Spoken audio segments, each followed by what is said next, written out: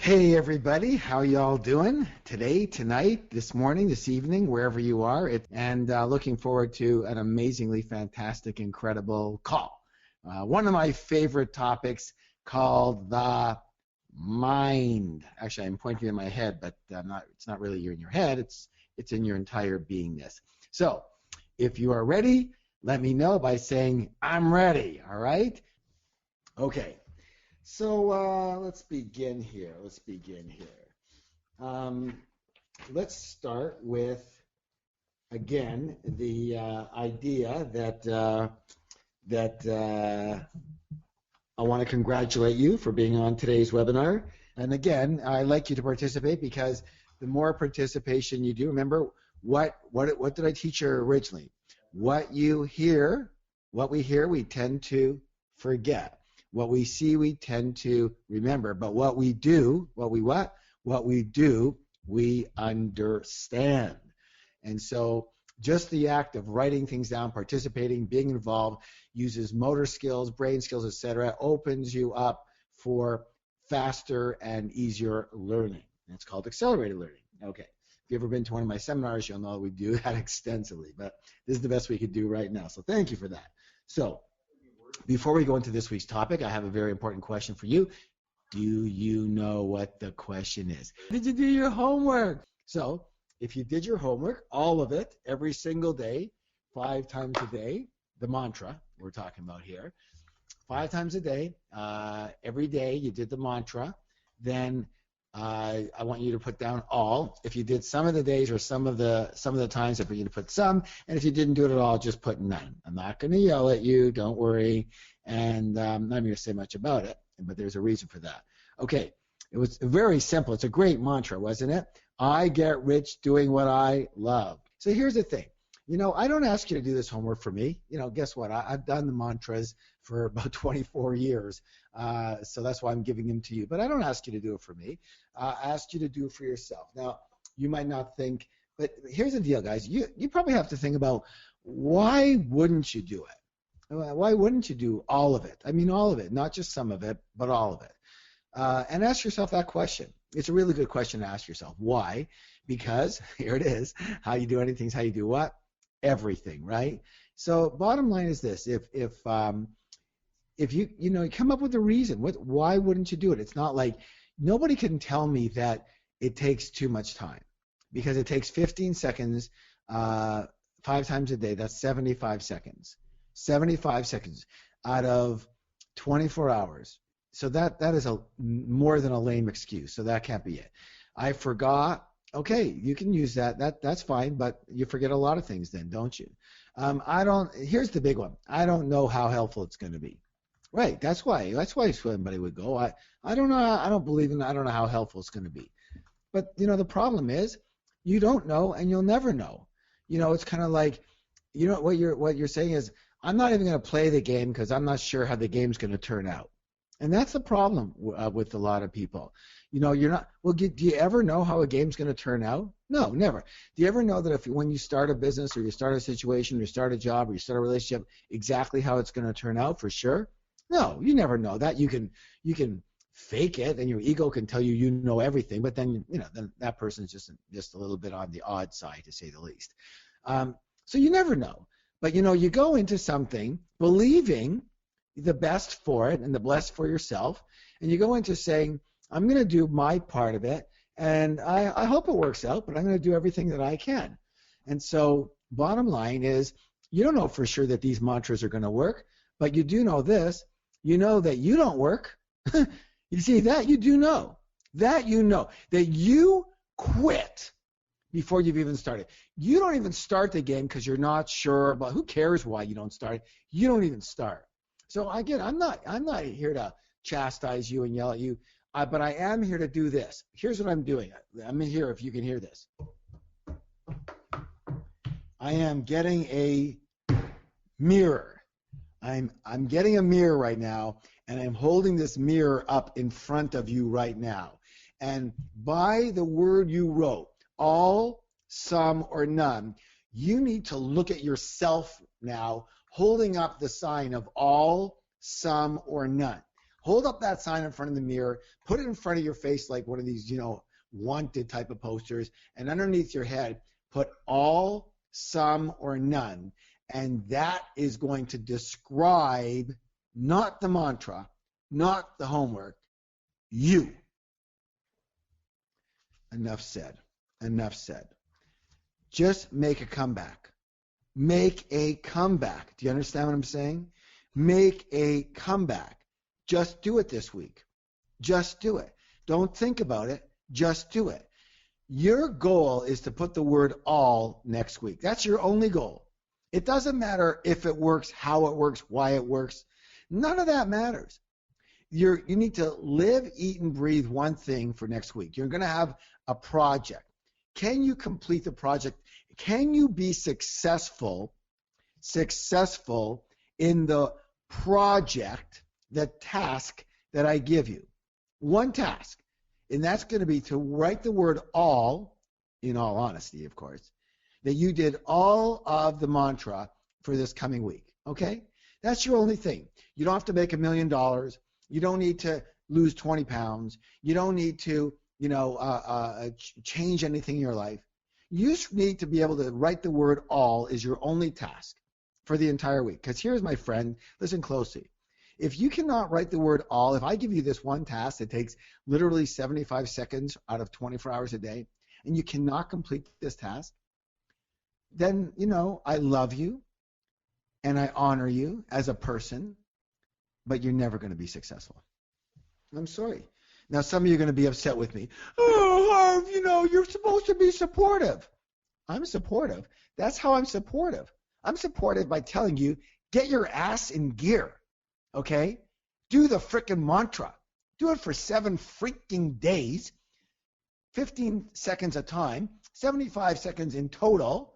If you cannot do that, why on earth do you think you could do any other task? I've given you a task. It's not about the mantra. It's about the simple task, the project, the goal that you have now been given. If you understand, then write, I understand and I will do it. I understand and I will do it. Listen, everybody, especially there's some rebels, as I said the first time, and there's some guys, you got to do it your way. Hey, that's just your ego talking right now. You paid for this frickin' training. I did not. Remember that. That means you're looking to get something. I am not. You understand that? I'm doing this for your good and because I love teaching and it's because it's my mission. But you paid and you're here to learn. So frickin' learn and do the task you're given to do and get off the high horse of I know better. I know better. I don't need to do this. That's why you're not doing as well as you'd like to know. Okay? You need to take a bit of instruction. Listen, you know that I golf, or I do my best to golf when my back's not acting up. Okay?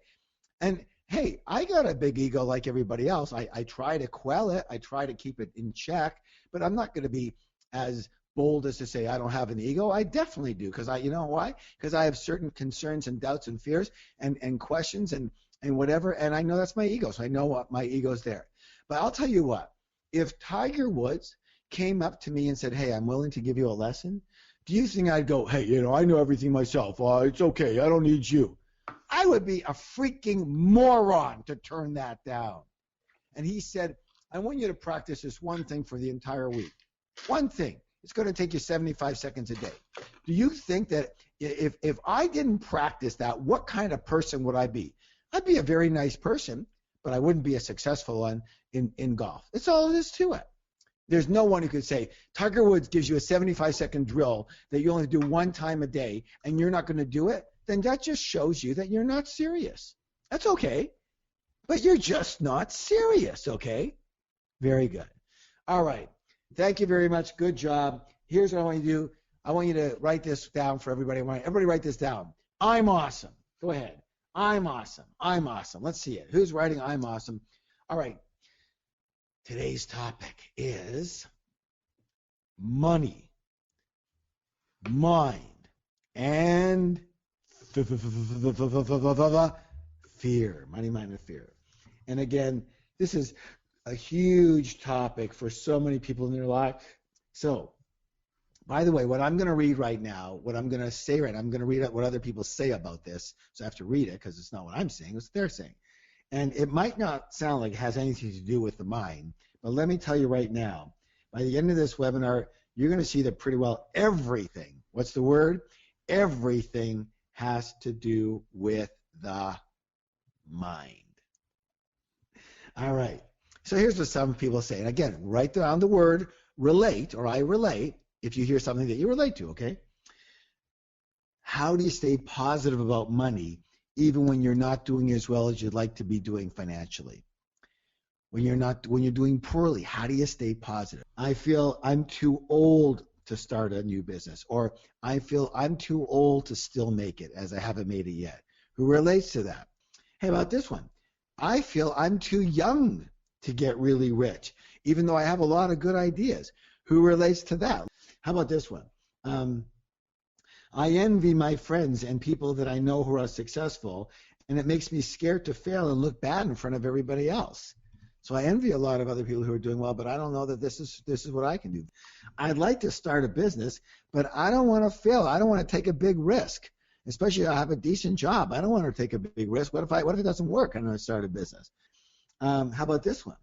I've got money saved up, but I'm afraid to spend any of it. I'm afraid to spend it. I got some money, but I'm afraid to spend it. How about this one? Every time I set a big goal and I get excited, but then my mind starts doubting me and telling me I'm never going to make it. I set a goal, I get excited, then my mind starts doubting me and I'm afraid and tells me I'm never going to make it. How about this one? I feel uncomfortable when people give me money. I feel uncomfortable when people give me money or pay me. It just feels weird. How about this one? I don't want to invest because I'm afraid I might lose my money, or what if I get scammed? I don't want to invest because I might lose it, or what if I get scammed? How about this one? I'm scared that if I make it financially, my friends and family will think I'm a big shot and full of myself and disapprove of me. They won't be able to relate to me anymore. Who can relate to that? How about this one? I'm afraid that if I make a lot of money, I'll end up losing it all, and all my work and time will be for nothing. Who relates to that one? Okay, so as you can see, there's a lot of fear and doubt and confusion involving this topic of money, mind, and fear. So let's try to clear some of this up. If you are ready, then for the story, start the body of this knowledge and the questions, then I want you to put down, I'm ready. Who's ready? Good job, everybody. Good job. All right. By the way, I want to remind you that the rule that I have in any one of my trainings is what? Don't believe a word what is it, everybody? Who can finish that off?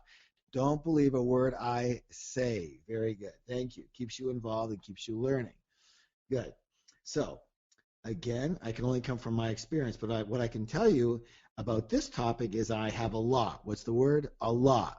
What's the word? A lot of experience in this area. Now, let me ask you a question. How many of you remember that I told you that I opened the first chain of retail fitness stores in the world? How many of you remember that I told you that? How many of you remember that I told you that I started that business with $2,000 that I borrowed on my Visa card? How many of you remember that I became a millionaire in 2.5 years? How many of you remember what I told you happened after that? What happened with the 2.5 million after that? Because I never told you. That was a trick question. Very good. You guys did it. You did it. Very good. All right. So would you like to know? So here it is. I lost most of it. That's right. I don't even know how I lost it.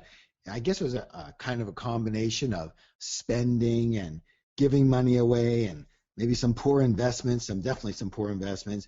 Well, all I know is 2 years later, I looked at my bank book, and don't laugh, but we had bank books in those days, And it was down to the exact balance that I consistently had over the last 10 years. And that was about between $1,500 and $2,500 in my bank account. And that was it. And that's the number that I saw. Now about 2,000, like $1,960, something like that.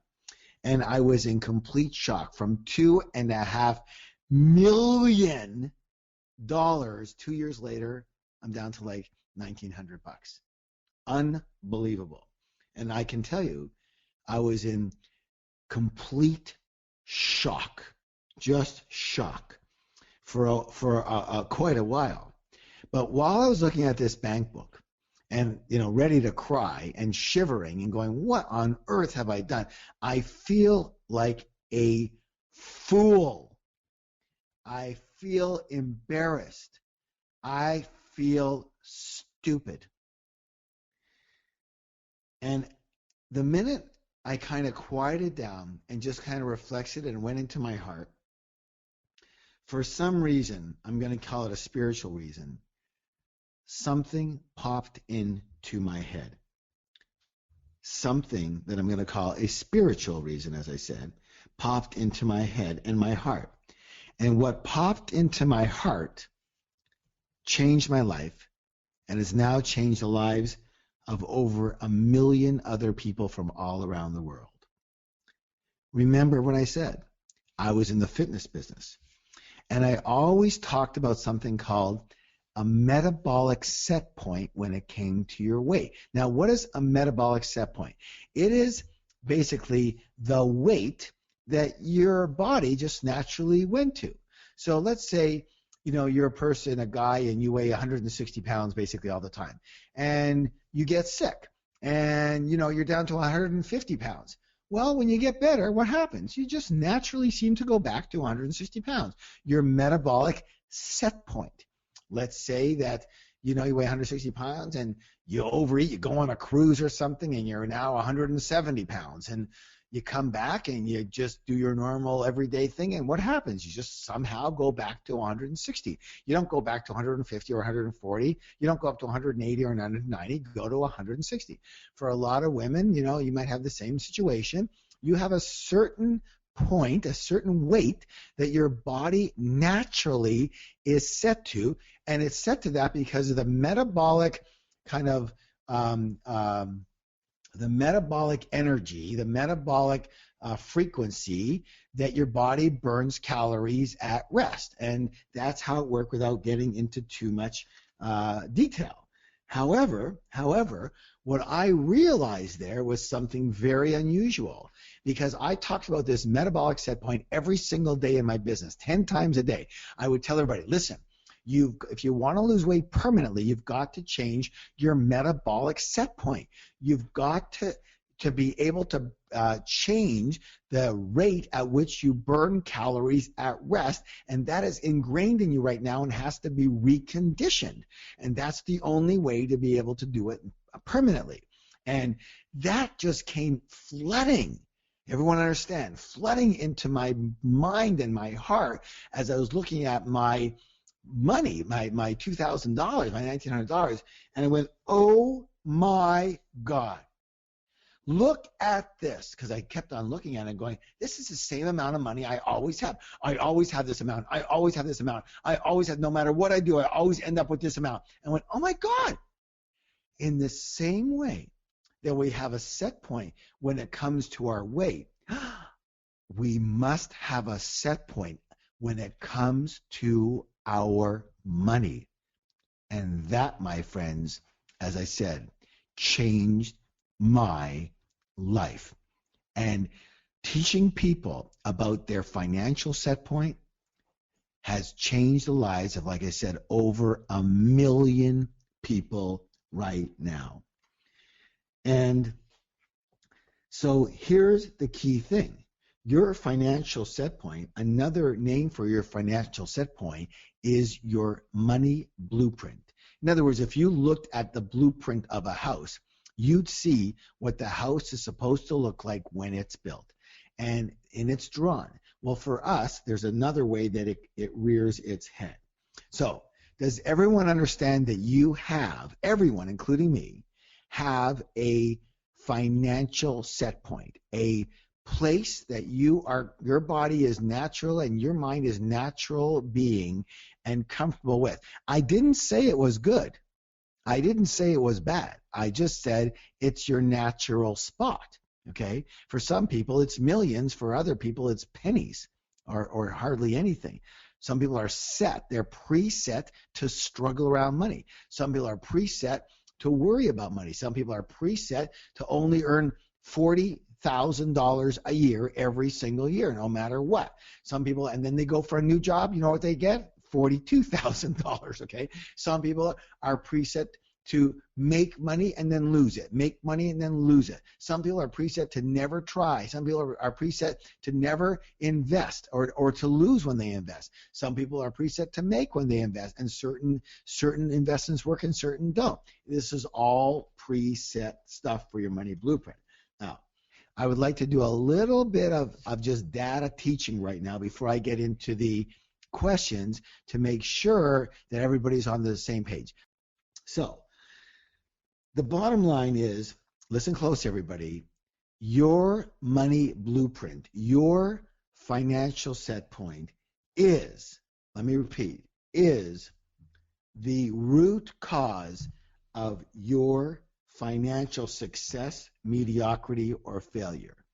Your money blueprint will be the root cause of your success, mediocrity, or failure.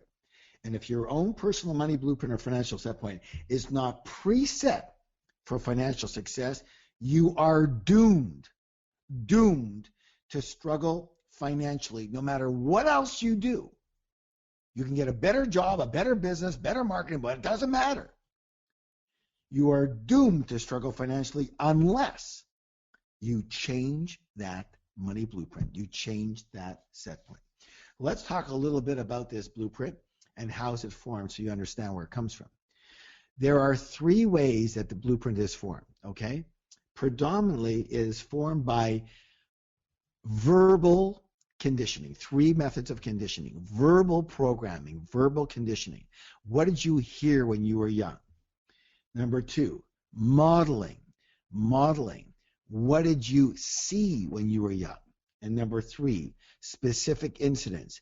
What did you experience about money, success, and wealth when you were young? Okay?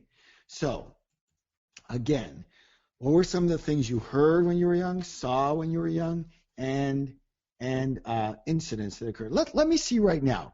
I want everybody to write in right now, what was one of the things that you heard about money, wealth, and rich people when you were young and growing up, from your parents, from your media, from family, from uncles, whatever? What did you hear about money, success, and wealth and rich people when you were young, especially some of the things that are not supportive? If it was supportive, great. We don't need to change that. But if it was not supportive, I want to see, what are some of the things? To hell with money, better to have none. Managing my money means I probably don't have enough. Rich people are greedy. You have to work hard for making your money. Money doesn't grow on trees. It's hard to make money. There's never enough. Let's see. Money doesn't grow on trees. Money isn't everything. Money is the root of all evil. Rich people are greedy. Rich people cannot be trusted. We can't afford it. Rich people are stingy. Wow. Money was never talked about in our home. The man in the house is the breadwinner. Money burns in my hand. Money gets in the way of love. Rich people are thieves. Rich people don't care about anyone but themselves. Let's keep it a secret. Very good. Money is for survival, not enjoyment. Okay, guys, thank you. That was fantastic. So, guys, can you get a glimpse of what our culture and our conditioning is? Even though some of it was good for a lot of us, underneath the culture, listen to the stuff I just wrote. I just have one question for you. From all the things I read, is that supportive and empowering to getting rich and being wealthy, or not supportive and disempowering? I want you to write that down. Is it supportive or not supportive? All the things that I wrote. You see? So is it a wonder? You work your buns off, you try to take lessons, you're learning, you learn marketing and business and stocks, you're doing all these things, but then what you learned was money's not important, or rich people are thieves, or well, I'm not the royal bank, or whatever, it's never enough, or whatever it is. Those are ingrained, cellularly ingrained into your subconscious. And is that subconscious that will determine your financial life? Does everyone understand? Is this interesting for everybody? Is it interesting? All right, very good. Now, some people say, yeah, I've heard some of this before. Please don't get me started. You know what I said one of the other times in one of the sessions? If I could, I would have you hear all of this 1,000 times a day. Not 2 times, not 10 times, 1,000 times a day to ingrain it into you. Okay, good. How about modeling? What did you see when you were young? So in other words, did you know that most people will be identical, will handle their money or be around money identically to one or a combination of both of their parents? A combination of both of their parents or one of their parents. And you'll model those, okay?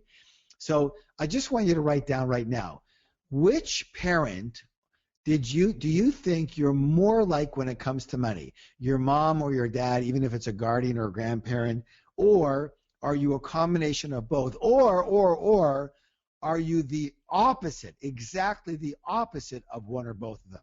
Which parent are you more like, or more of the opposite of? And if you're orphan, no problem, whoever you grew up with or whatever institution, you probably modeled that. You got these, and I'll talk about this in a second, your messages.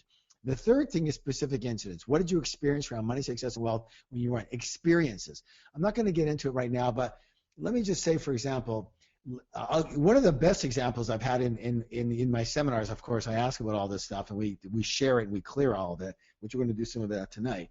But one of the best examples, I'm not going to get into the whole story, but where a young person, a young little boy, lost the change that his mother gave him. It was actually only a quarter, to go to the store and buy some candy. And he went with his older sister, and when he got to the counter, he couldn't pay because he lost the money.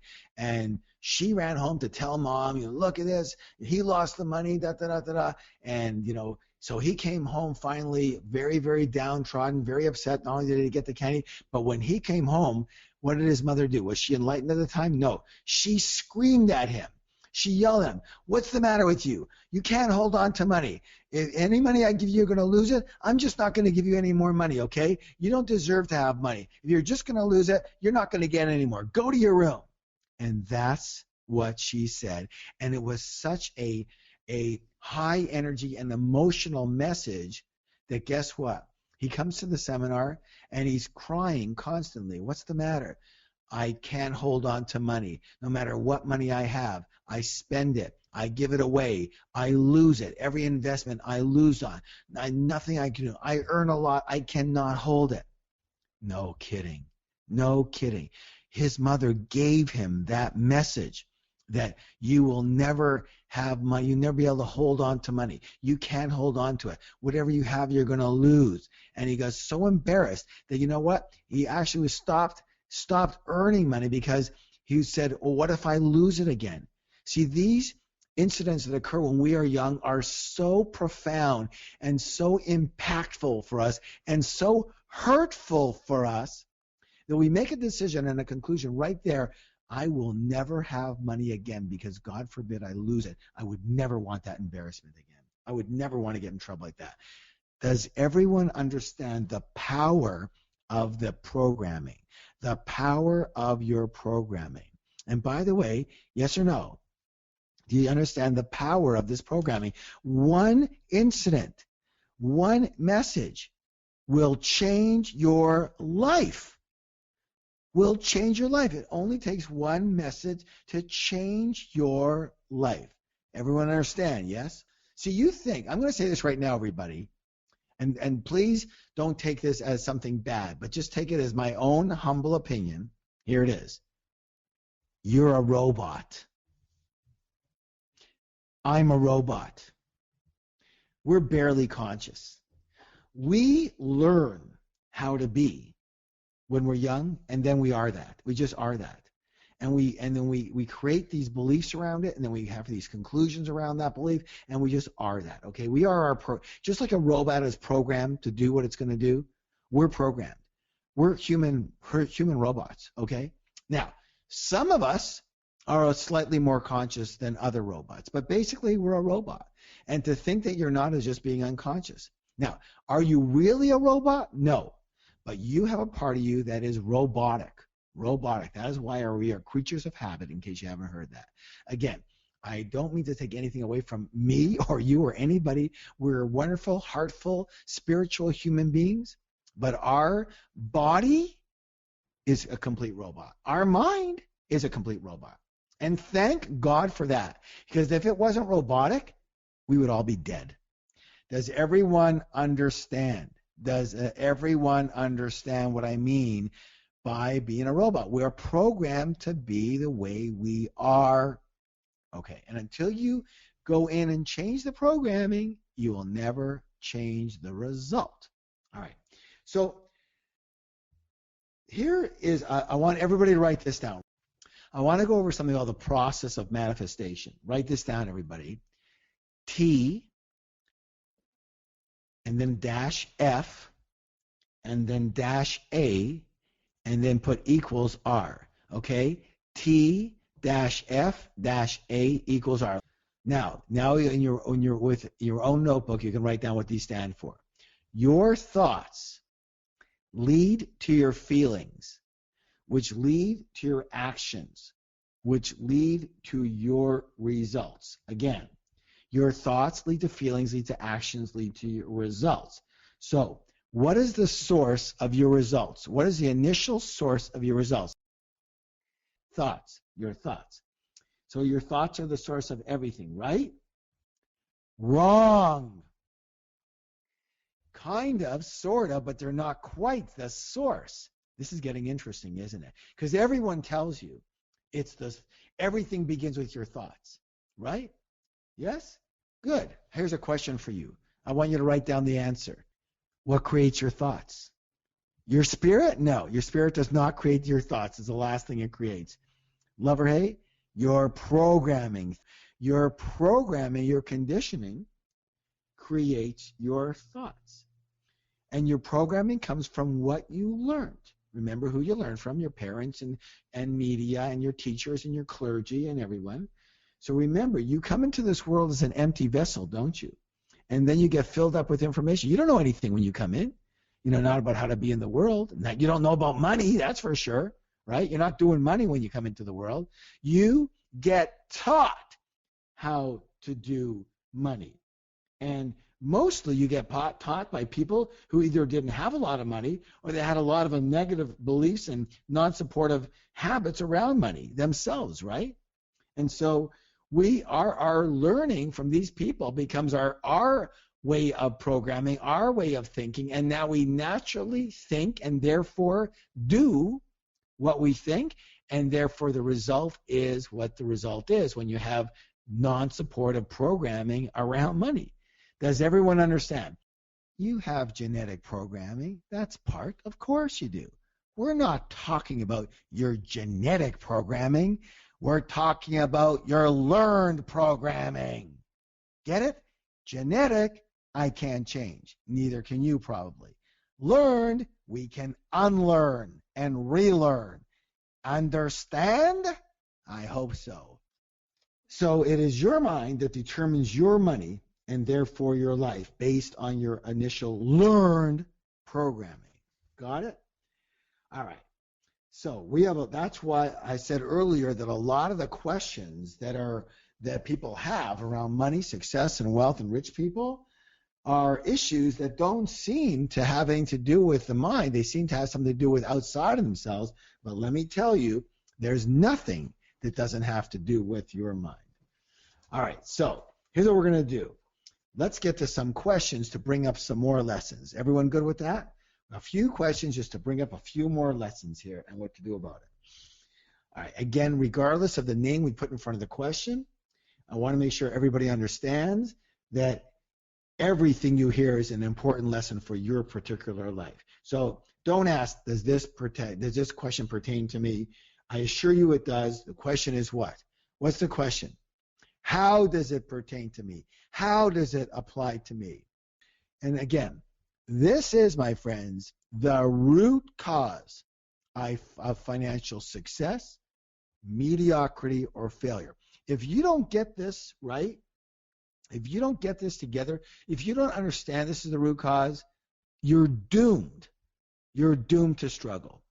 Now, again, I want to say right from the beginning, again, one more thing, that some people, when we talk about the mind, especially, people who are into the outer world, the stocks and the business and the tools, and that's all important. But you know what? Everyone's got a computer these days, don't they? Everyone's got a computer, right? Let me ask you a question. If your computer doesn't have the right software, or if it has faulty software, what good is having a beautiful, perfect hardware called a computer? If you don't have the right software in there, the computer is going to spit out whatever junk you've got. If you got a virus in your software of your computer, you're going to have a virus. You got a big, big problem. It won't run right. It doesn't matter how beautiful, what a perfect Mac or perfect Dell you have, or it doesn't matter how gorgeous it is and what perfect steel or plastic, how perfect the keys are. None of that matters if the software is not working right. Yes or yes or yes. Right. It's useless. So we're going to be talking about the software of your success. Good or good? All right, let's start with one question here. The first question is kind of shared. Laura DeLeon and Yumi Taga, they both had a similar question. So the question was basically, I understand that we need to get out of our comfort zone in order to grow. That's very good. Thank you. And I believe that we should not try to be fearless, but rather see our fears for what they are and strive to master them. What tools or tips do you have to master fear? All right, let's talk a little bit about fear. And I do this a lot in my Millionaire Mind intensive work. So, when you hear certain things, if you've taken my courses, our courses around that, you'll hear some similar things, but why wouldn't you? And again, you could hear it 1,000 times and you should hear it 10,000 times. So listen very, very closely, because it's the same explanation all the time. It doesn't matter where I'm presenting it or how. Fear. Fear is very simple. First of all, do you agree? How many of you agree that fear is one of our biggest obstacles to both success and happiness? Fear is one of the biggest obstacles to success and happiness. And since it's such a big obstacle, let's discuss it. I want you to write down the definition of fear. Write down the definition of fear. False evidence appearing real. Very good. Insecurity. What else? Insecurity. Something that paralyzes you. Very good. By the way, false evidence appearing real is an acronym. It's not a definition, okay? And here's the definition that I use. And by the way, you can look it up. Here's the definition. Write it down. Write it down. Fear. Anticipation of pain. Anticipation of pain.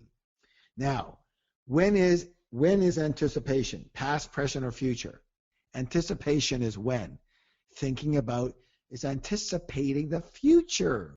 Now, so it's the same. Here's the thing. So is the future real or imagined? The future is imagined. It's not real.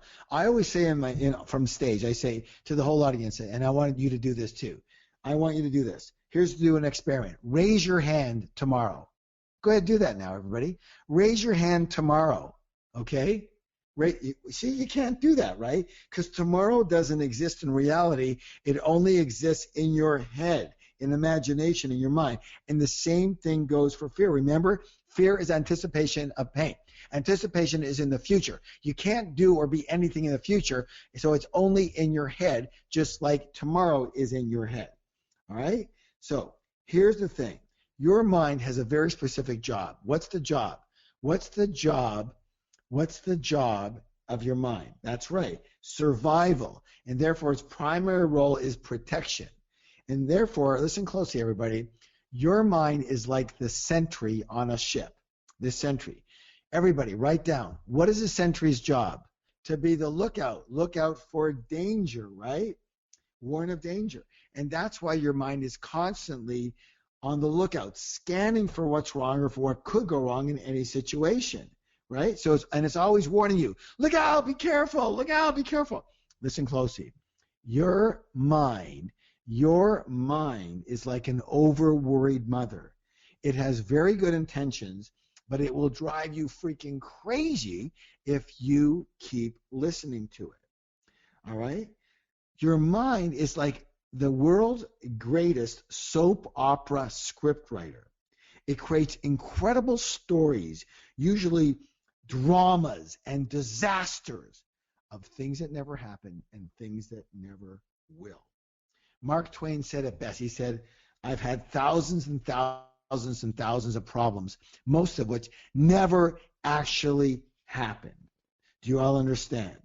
And so I'm going to give you the secret of all secrets. Are you ready? If you're ready, say I'm ready. If you're ready, say I'm ready. Here it is, the secret of all secrets. The secret to freedom is and wealth and happiness is to realize that you don't have to believe your mind. You don't have to believe the voice in your head. You don't have to believe your own thinking. In fact, you know how I say at the beginning of this, don't believe a word I say? Don't believe a word I say? I want you to write this down. This is the most important thing anybody can ever know. Here it is. Are you ready? This is the secret. Don't believe a thought you think. Oh my God!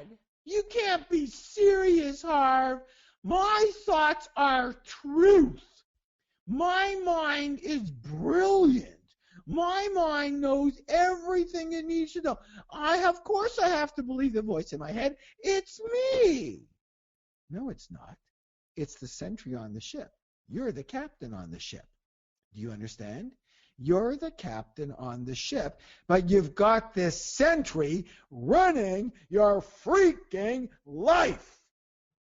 All based in fear. Look out, be careful. Oh my God. Oh, no, drama here, drama there. Oh, does anybody recognize this voice? Does anyone's voice sound like I'm just talking about, be careful, look out, this might happen, that might happen, you might fail, it might not work, blah, blah, blah, blah. Understand that? It's always, look out. And that's the sentry on the ship. Write it down. You don't have to believe your own thought. Don't believe your own thinking. Don't believe your own thought. Don't believe the voice in your head. You want to know why? Because 99% of the time, it is coming from fear and doubt and unsupportive ways of being and thinking. The messages you got when you were young are just barfing out of you, just being expressed unconsciously, subconsciously, automatically, but in different words. And then you do what it says, okay? If you do what your mind says, you know what you're going to do? Can anybody write down? Let me see who can get this answer. If you do what your mind says to do you know what you're going to do? What are you going to do? Nothing. Paralysis. You will do nothing because you want to know why? Because your mind is, again, a survival mechanism. All it wants to do is what will keep you safe, what will keep you protected. And you know what that is? It's simple. It wants to keep you doing what is familiar. What is familiar? Why? Because it's easy. Because it's protective. Because no big harm will come to you if you keep doing what is familiar. It doesn't care that you're not doing well financially. It doesn't care you're not happy. It doesn't care you don't have a good relationship. It doesn't care. And it gives you a billion other reasons to what the problem is. The only reason it doesn't give you as to what the big problem is itself. For some reason, it doesn't say, hey, guess what?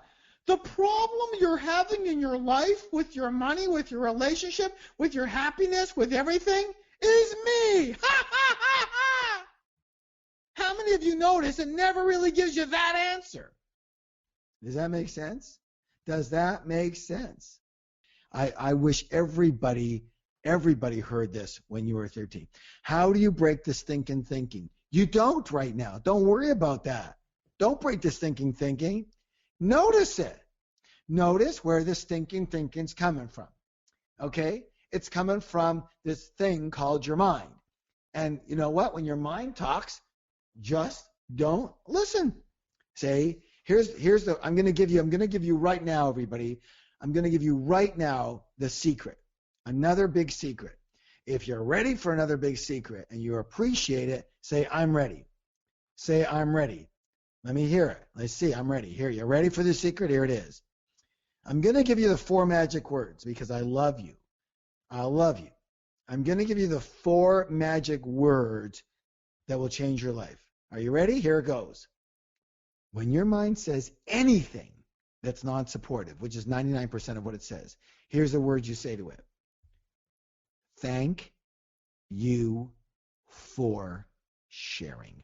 Write it down. I want to see everybody write down those 4 words right now. Thank you for sharing. Thank you for sharing. Write it down. Everybody. Thank you for sharing. So what do you, don't say to your mind, shut the hell up, because then you're being unkind to yourself. Just notice your mind. Your mind says, oh my God, what if this doesn't work? What do you say to your mind? Thank you for sharing. Thanks for sharing your thoughts. That's great. And I'm going to do it anyways. I'm going for it anyways. I'm doing what I've had to do anyways. Your mind says, I don't feel like working tonight. I know I have this important thing to do, but I don't feel like it. What do you say to your mind? Thank you for sharing. And then get off your ass and go to work. Do what you have to do.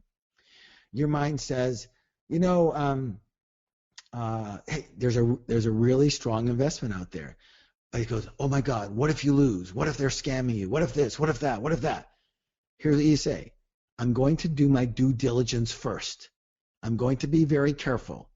And then after all that, and you find that it's solid and it's good and other people are doing well and you feel good about it, you say to your mind, thank you for sharing, and you do what you feel good about doing, okay? You do what's appropriate to do, you know, whatever it is. So it's thank you for sharing, and you talk to your mind in that simple way. All right. Now, here's the biggest problem. One of the biggest problems most people make is waiting for the feeling of fear to go away and subside before they act. And remember, what's your mind going to tell you before every action? Don't do it. You could get hurt. We could lose. It might not work. You're going to be embarrassed. What if they don't like it? Blah, blah, blah, blah, blah. It doesn't matter what it says. Every single time you say, that's nice, thank you for sharing, and then go for it. And here's the thing. We teach an incredibly powerful program that a lot of you have heard about, and some of you have actually taken with me, called the Enlightened Warrior Training. And it's the saying, it says that the true warrior can tame, what's the word? Tame the cobra of fear. It doesn't say kill the cobra or get rid of it or run away. It says tame the cobra. So listen closely, my friends. This is one of the most important things you can ever hear. Listen closely. It is not necessary to try and get rid of fear in order to succeed. Therefore, it's very simple. You must do this. The key to success is to act in spite of fear. Act in spite of fear. Act in spite of fear. Fear is just a feeling. It is not a fact. Write that down. Fear is not a feeling. It is a fact. Okay? A fact that your mind is giving you. It is simply giving you a fact of what it is feeling. It is not true. It is not true. So you act in spite of fear. You act in spite of it. All right? It's just giving you some things that it's worried about. You say, thanks for sharing, and you go for it. All right. Now, this is something everybody needs to know. Successful people have fear. Rich and successful people have fear. Rich and successful people have doubts. Rich and successful people have worries. They just don't let those things stop stop them. They just don't let those things stop them. Okay. Do you understand what I'm saying? You're going to have fear. So those who go, how do you stop fear? You don't. You don't stop fear. You know what will stop fear? Confidence. You know where confidence comes from? Experience. So when you have enough experience at something where you know the outcome pretty well, then you're going to have confidence. You won't have fear. But with anything new, you're going to have fear. Oh, I can do anything. I never have fear. Okay, right. And you are Jesus, right? You are God. You are Buddha. Good. Even they have fear, right? The only reason they don't have fear is because they don't listen to the fear-based mind. Understand? Very simply this. Successful people. I have fear, my friends. I have fear. So here's what happens sometimes. When I'm preparing the introduction, or I'm preparing like the visualization and stuff like that, and just giving myself some notes and some keywords and everything, and sometimes if I've been really swamped and I haven't had a chance to prepare, you know what happens to me? My mind goes, oh my God, it's almost time and you haven't prepared. You're going to screw up. People aren't going to be happy. They're not going to like it. They're not going to like you. You didn't do it. You should have done it earlier. What's the matter with you? Blah, blah, blah. You think that doesn't happen for me? It does. And you know what I say? I notice you. Thank you for sharing. Everything will be okay. Well, it's not going to be okay. You know what? I trust myself. It's going to be okay. I'm going for it. Period. Over now. Let me write a couple of words, jot down thing. I'm going to go for it. I'm going to come from my heart. I'm going to come from spirit. I'm going to let the spirit come through me. It's fine. Just relax. Chill out. Understand? It's a sentry. A sentry on a ship. What do you say to the sentry? Do you say, hey, I'm going to listen to every word you say. You're the most important thing in the entire ship. I shall listen to you. You. It's all about you. Do you say that to the sentry? No, you say, hey, when something is really dangerous, let me know. Other than that, chill out. Chill out. Okay? I'm not going to run my life based on the sentry on the ship, because the sentry is saying, iceberg, rock, look out, be careful. Every second. It doesn't stop. And you look and everything's okay. And you look and everything's okay. And you look and everything's okay. Pretty soon, if you're smart, you're going to not believe the sentry every single time. You're going to take a quick look because you're smart, and you go, no worries. Okay, let's just go for it. Is everyone understanding this? If you are understanding, let me know you're understanding. Say, I understand. Say, I understand. I act in spite of fear. Successful people have fear. Don't worry about being afraid. It's okay to be afraid. Be afraid. It's good. It's good for you. Act in spite of it. Because you know what? You know what the trait of action in spite of fear is? What is the trait called of someone who takes action in spite of fear? Action in spite of fear. The trait is called courage. That's what courage is. There is no courage when there is no fear. You have to have fear in order to have courage. Otherwise, what is it? You don't need any courage if there's no fear, right? All right. I know that was a long answer, but I want to get everybody in tune with what we're doing here. Even if we only get to one or two questions, I want everybody to learn this stuff. Now, some of your minds are going to go, oh, I don't like this. I'm not learning anything. This is not so good. You know what part of that mind is? That's the part that wants to keep everything the same, everything familiar, and the way it does that is by negating me, negating the lesson, negating this program, negating. There's people who, will take a program like this. I mean, we get a lot of comments about how this is life-changing for people, et cetera, et cetera. But there are still people who go, I'm not learning anything. I'm not learning anything new. This isn't so good. What part of you is saying that? This is the ego-based, keep everything the same no matter what, and familiar no matter what mind, programmed mind doing this. You understand? That's what it does. It'll negate me. It'll negate the lessons. It'll say, I should get my money back. It'll do all these things in order to protect its position as the important sentry. And you should listen to me, not Harv. You should listen to me, the sentry, the mind, the thinking. Your thinking is what's right. Let me say this again. Your thinking has got you the exact results you've got so far, as we said at another session. Your thinking has gotten you exactly where you are so far. And so if you're extremely wealthy and rich and extremely happy and peaceful, then whatever you're doing, keep doing it. And you know what? Let us know so you can be part of our program, okay? Part of our program, and you can help teach. Get on the Facebook and teach.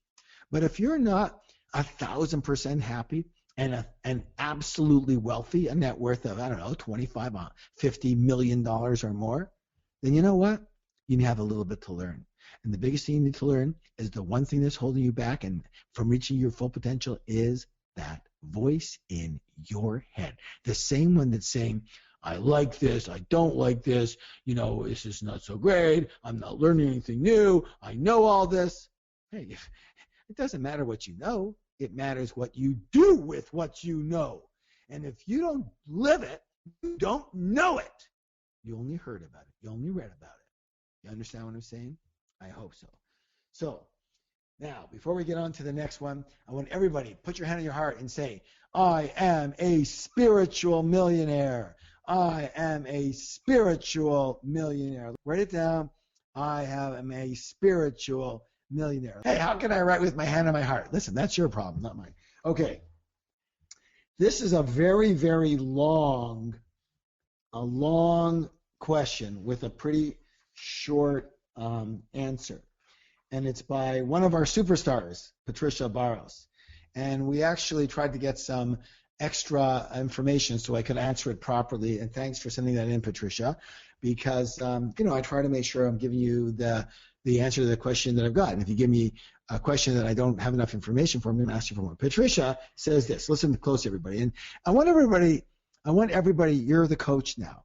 Everybody's the coach. Say I'm the coach. Everybody's the coach. Everybody's the teacher. I want you to listen to Patricia's question.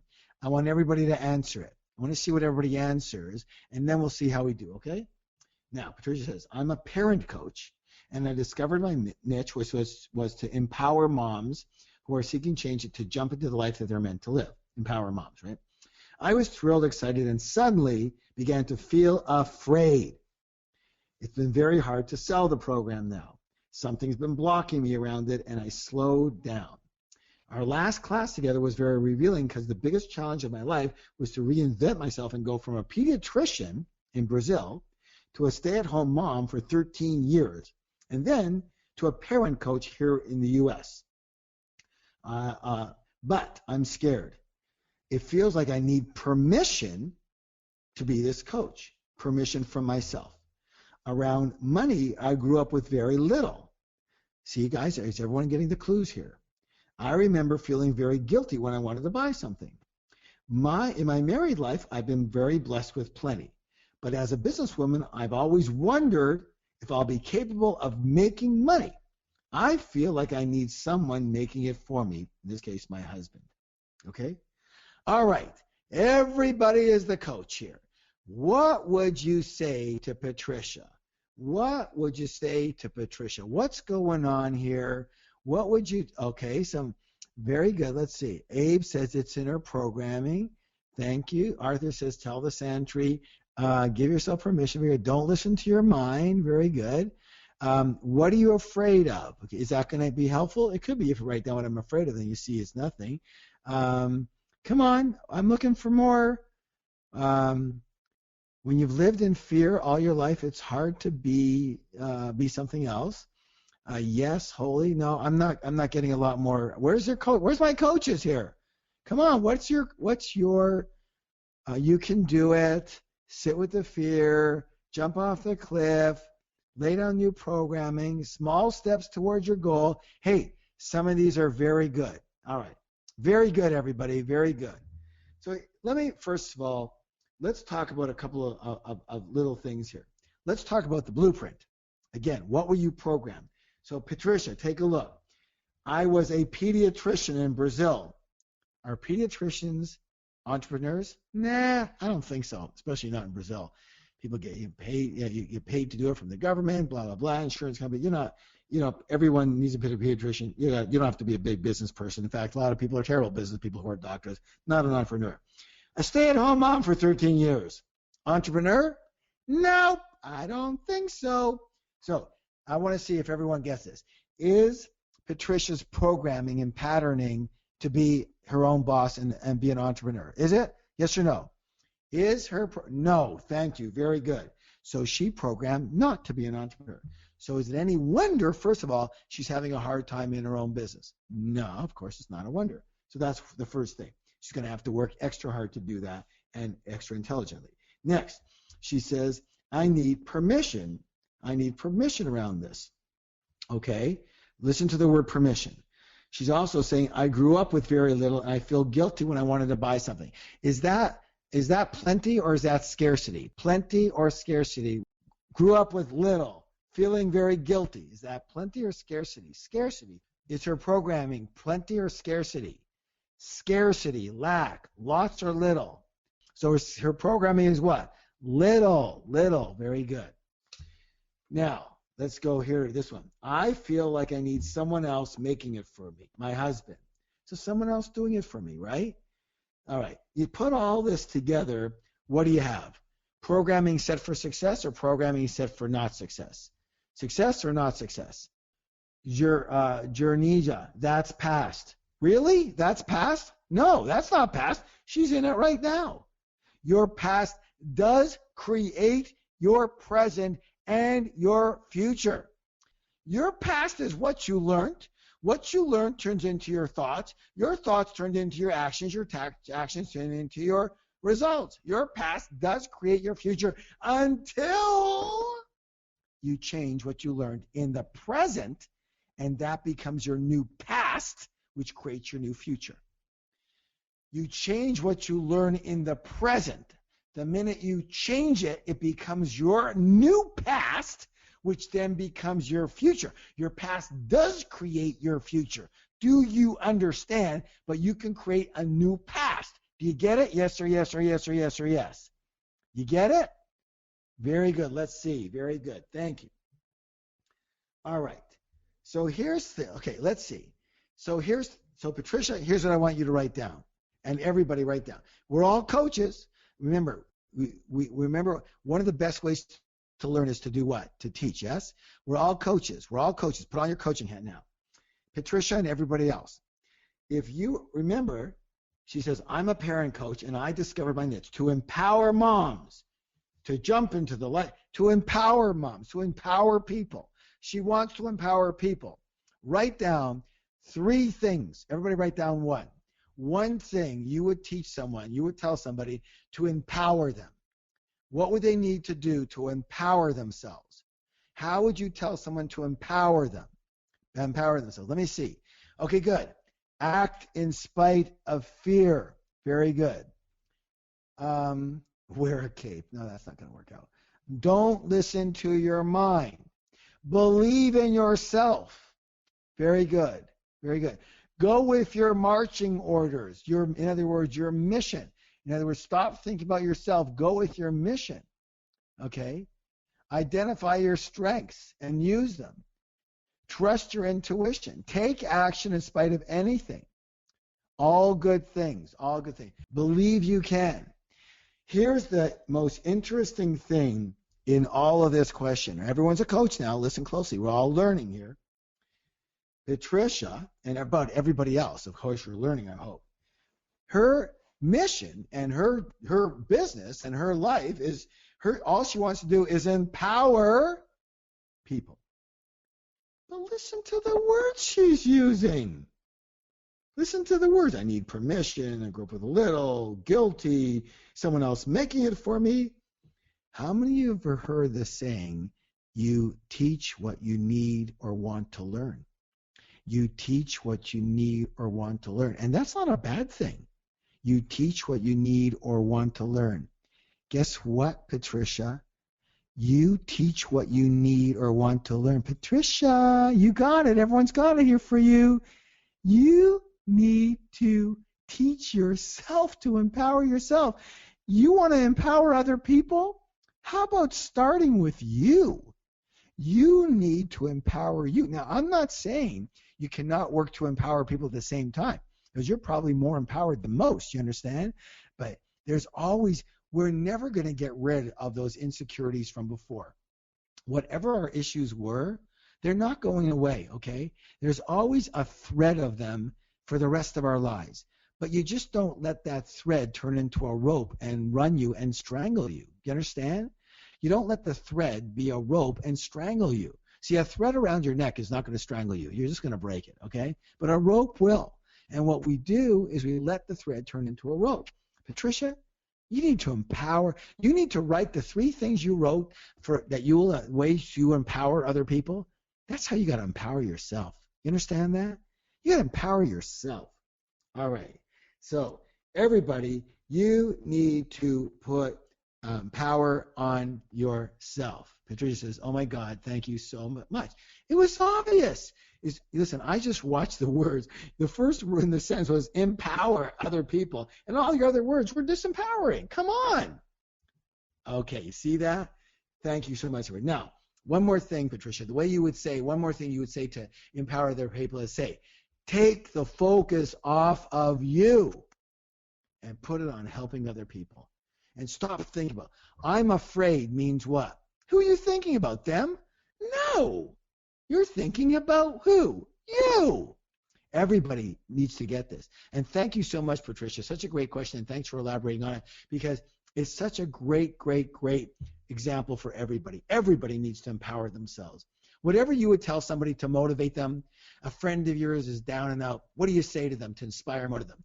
You can do it. Don't listen to your mind. Say thank you for sharing. Hey, act in spite of fear. Don't listen to that old stuff. You can create a new life for yourself. Just go for it. If it doesn't work out, you can handle it. Don't worry about it. Let's go for it. Do it, do it, do it. That's what you got to say to yourself. To the sentry. Chill out. It's okay. We can do this. Does everyone understand? Does everyone understand? Everybody, put your hand on your heart and say, repeat after me, I am a spiritual millionaire. I am a spiritual millionaire. I am a spiritual millionaire. Whew, boy, I started off cool in this room. I had a jacket on. I'm sweating bullets here. Okay, because I'm excited. This is the meat. This is the root of success. Does everyone get it? If you don't get this, you are doomed, man. You're doomed for failure. This is the software of success. This is it. This is where the game is played, everybody. You better learn how to do stocks. You better learn how to do real estate. You better learn how to do business, okay? You better learn how to do marketing. You got to do all those things. Those are tools. But they're the hardware. They're the computer. Without the right software, none of it works. Get it? All right, very good. Now, by the way, what does this have to do with spiritual? That's the beauty of this. When you say thank you for sharing, and you quiet your mind, and you open up some space, instead of all that yakking and noise, what's left? Your higher self, your higher wisdom, your spirit, the universe, and all its brilliance and wisdom has an opportunity to come through and be with you and speak to you and give you the answers that you're looking for. That's why it's spiritual. Because when you quiet your mind, what's left is spirit. Does everyone understand? I just gave you the secret to life. People spend 40 freaking years in a cave to find that out. You understand? All right, someone says that's why it's such a joy to meditate. It's good. If you can quiet your mind, you feel great. When you don't quiet your mind, you don't feel so great, right? All right, good job. Tiffany Lowe and everybody else asks this question. She says, I think I have a fear of being very successful and all the things that go with it. It's not necessarily fear of making a lot of money. It feels like it's more of fear. It's more than that. Instead of achieving big dreams, I get small things done to be productive, but not focus on the big dreams and how to get there. How do I get rid of the fear of being very successful? Well, in this case, sometimes it's a good practice, everyone, a good exercise to write down what your fears are. write down what your fears are. So let me give you, and I want you to tell me if you relate to this one or not. I'm going to give you some of the fears some people in my courses have said they have about being successful. All right, I'm gonna read a few of them now, and I'm gonna, I got a few memorized or whatever, and they're just gonna come through some of the fears, and I want you to write down yes or I relate if this feels like it resonates with you in any way. Not a thought. It doesn't have to be, oh, this runs my life. Just even a little bit. Go, oh yeah, I feel that. I feel that sometimes. That fear. Now, again, most of our fears, our thinking makes perfect sense, doesn't it? It makes perfect, but it only makes sense to us. And when you write it down, very often it doesn't make much sense anymore. So here's some of the things that people say about why a fear of success or a concern or worry about success. Things like my friends and family might not be comfortable around me anymore. They might think I'm a big shot, and they might disapprove of me and go, hey, who the heck do you think you are? Does anybody relate to this? How about this one, which is a fear of failure? Hey, what if I go for it? And what if it doesn't work? What if I go for it? What if it doesn't work? It's better to not try. This is what the mind thinks. The mind thinks it's better to not try. Stay where I am, even though I'm not thrilled and happy and reaching my potential. It's better to not try. And here it is. Listen, everybody. And fool myself, believe that I could do it if I really tried. Listen closely. I could do it if I really tried. I could really make it if I really tried. I could make it, no problem. Okay? But you know what? It's better to not. And the mind says, really, it's better to not try. You know why? Because I don't want to find out. I don't want to really find out. What if I don't make it? What if I really try and it doesn't work? So you know what's better? What's more protective is let's just not try at all. And then it'll fool you. Go, hey, if I wanted to do it, I could do it. How many of you your mind ever said that? Hey, if I really wanted to, I could. If I really wanted to, I could. Can you relate to this? Hey, if I really wanted to, I could, right? Bullshit. Bullshit. That is absolute crap. If I really wanted to, I would. That is pure mind frick. That is pure mind. How much more of a perfect mind phrase is that? Hey, if I really wanted to, I could. Really? Really? Not with me as a coach. I would say this. Put up or shut up. Time to get in the game, and we will see if I really wanted to, I could, mister. Let's see it. Let's do it. You understand that? See, your mind will take you out of everything in order to protect itself. And it says you. It says, I'm protecting you. I don't want you to be embarrassed. Oh, if I'm embarrassed, I'm going to die. No, your ego's going to die. Your ego's going to feel weird. But so what? Okay? If I fail, no one will like me anymore. I'm going to feel bad. I'm going to struggle. I'll be disappointed. Too freaking bad. Too bad. Listen, this is about the spiritual millionaire, but right now it's about the millionaire part, okay? And about stop listening to the fear-based, negative, non-supportive, dark mind that is keeping the light from you. Okay. How about this one? Oh, I love this one. Fear of success? Well, wait a minute. I'm going to have to keep my success up. What if I'm successful and then I lose it or I can't make it anymore? Then I'm going to feel like a real jerk. Oh, you made it and you lost it. Oh, my God. It's better to not even make it than be a big shot around the country, this, everybody knows it, and your parents know, and your brothers and sisters know. Oh, look at John. Look how well he's doing. He's doing so well. He's doing so good. Oh my gosh. Oh my gosh. And then you lose it? You're going to look like a freaking moron. Yes or yes. Understand? Understand? All right. So you have to understand, everybody. This is just your mind saying this. So you know what? Here's what I'd say. It's better to make it and lose it than never to have made it at all. And did you know, I think there's some type of statistic. I don't know. Why don't you Google it on your own? There's some statistic that says that the average millionaire actually lost their money at least 2 times before that. I was one of them. Remember I told you I lost my money? Okay. I was one of them. And so I believe that's correct. But it's not true that everybody has to lose their money. But you learn big lessons. You learn big lessons by losing your money. Because you know what? Here's the deal, my friends. It's, as I said in the money management session, it's one thing to make money. It's an entire other world to keep it. Here's another one. It's one thing to have a successful business, create a successful business. It's another thing completely different to keep your successful business and grow your business when it is successful. You think that's easy? It's not easy. But so what? So what? Winning the World Series is not easy. Winning the World Cup is not easy. Winning the freaking Super Bowl is not easy. Boo-hoo. It's not easy. I'm sorry. You understand where I'm coming from here? You understand where I'm coming from here? I am not dissing anybody. I'm not chastising anybody. I'm saying I am talking to that mind right now that it wants to give you all the sob stories. You understand who I'm talking to here? I told you from the beginning, the Spiritual Millionaire Program, this one, T. Harv Eker's Secrets of a Spiritual Mind, is on many, many, many levels.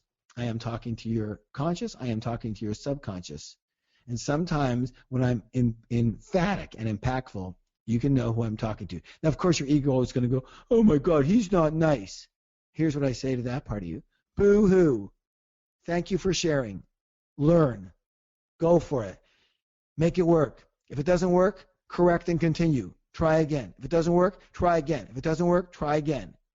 That's it. Period. Over and over and over again. Until when? Until you make it. Until you keep it. Until you're happy. Simple as that. Yes or yes or yes or yes. Okay, very good. Now, here's another one. What if fear of success? What if I turn into one of those rich, greedy bastards? Okay? What if I turn into one of, I think I talked to you about this in one of the other sessions, right? Money corrupts people, right? In the first session. Money corrupts people. Money makes people greedy. It does? Really? I told you, money's a tool, like a hammer. Does hammer make people greedy?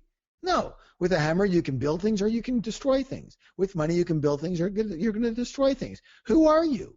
Who are you? What are you going to let money the money's just going to have a mind of its own and take you over? Money's like some ghost?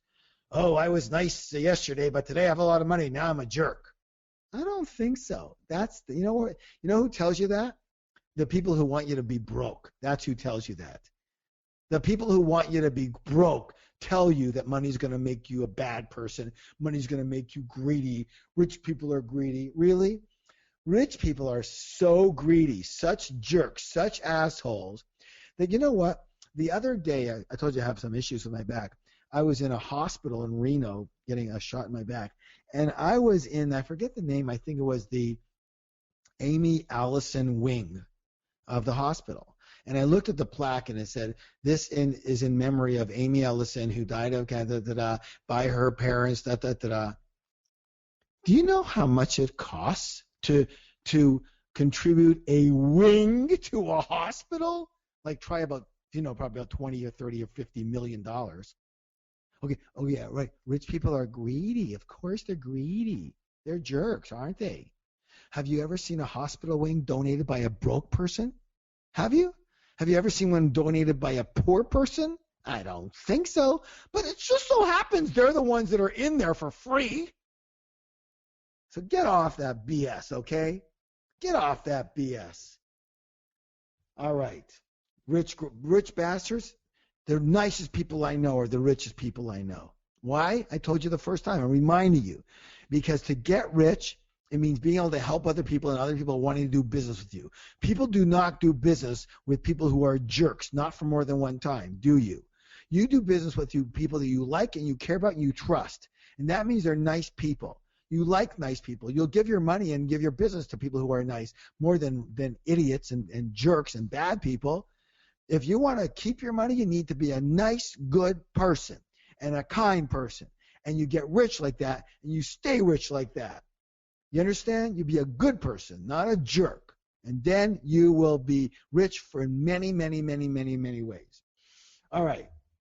Here's one I want everyone to get. I think everyone, 99% of the people are going to relate to this. Let me see if you relate to this. If I'm rich and successful, I'm going to feel bad because I have so much more than so many other people. How could I have so much when other people are starving and hurting and have so little? It's not right. It's not right. Okay? It's not right. Someone says Shark Tank perpetuates the greedy bastard stereotype. Do you know I know a couple of those guys? They're not like that at all. They're not even like that. They're on a show called Shark Tank, so they have to play shark. Normally, they're very nice. Nice family people, nice to their associates, nice to their employees, beautiful to their family. And on the show, they're like, hey, because it's called Shark. If it was called Nice Tank, they wouldn't be like that, but nobody would watch because nobody wants to see a nice tank, right? You all understand this? All right. How about this one? I don't feel right about having more than everyone else, okay? Look, I even feel bad about thinking about wanting more money. All right. So here it is. Listen closely. Monica says, not anymore. I think 6 weeks with TR has changed all that. Scarcity mindset. I want you to understand this right now. Listen closely. Scarcity mindset. It doesn't matter if it's a scarcity mindset or not. Let's talk about some truth, okay? Or whatever I'm going to call my truth, or what most people call truth. Listen, if you have $1 million and someone else has zero money, here's the reality. You worked to have your million. You were intelligent to have your million. You solved other people's problems to have your million. You got your million as a result of hard work and rewarding, and as a reward and helping other people, okay? And service. And the person who doesn't have their money, either they need to learn some more lessons or whatever it was, not meant to be. I don't care. It doesn't really matter what it is. But what do you think how does your $1 million stop them from having their $1 million? Do you know how much money there is in the world? If you took all the money in the world, as I mentioned the first session, you took all the money in the world, how much money would there be? I don't know, $100 billion trillion, more than that. And if you divided all the money up in the world into the number of people in the world, everybody would be a millionaire. Okay? So the fact that you have money has nothing to do with the fact that they don't. Zero. Because there's enough money for everybody. Everybody could be a millionaire. Okay? But here's the deal. Because of their thinking and maybe their wherewithal and maybe their opportunity or not, where they live, whatever, they don't have it. So should you not have it?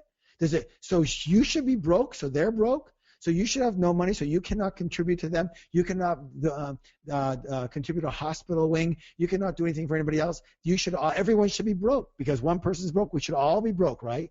That's great. Because everyone loses, we should all lose? Are you kidding me? No. You should win to inspire other people to win. You should win to teach other people to win. You should win to be able to give knowledge about winning to other people to win and become successful. You should win so you can help other people. You understand that? So you can contribute to their lives. Arthur, I work hard, but I don't have $1 million. Have you listened to anything else I've talked about in 6 freaking weeks, man? You understand? There's a lot more than working hard. That's your blueprint. If I work hard, I should have $1 million. No. Working hard is one part of the equation.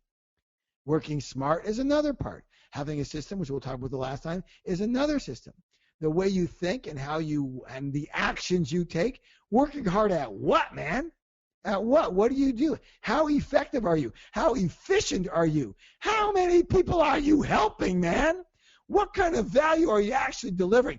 Are you helping 1,000 people a day? Are 1,000 people a day actually giving you money for your help? No, I don't think so. I work hard. Oh, give me a break. That's just the mind blueprint. I should work hard, so I should be rich. I don't think so. It doesn't work that way. You have to put energy in for sure. Okay, y'all understand that? Your being broke is going to help absolutely how many people? Your being broke helps nobody, including yourself and your family. Get off that.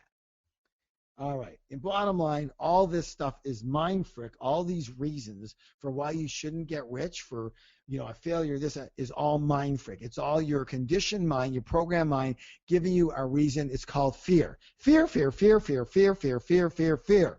I'm afraid that blah, blah, blah, something bad will happen to me. Okay? That's what the fear is. What do you say? What are the 4 magic words? It doesn't matter what the words are. It doesn't matter, what the fear is, what the words it's using, what the reason it's using. Fill in the freaking blank. It doesn't matter. It's all the same crap. What are you going to say? What are the 4 words you're going to say whenever you hear anything that is not supportive to your wealth? What are you going to say? Thank you for sharing. Thank you for sharing. Thank you for sharing.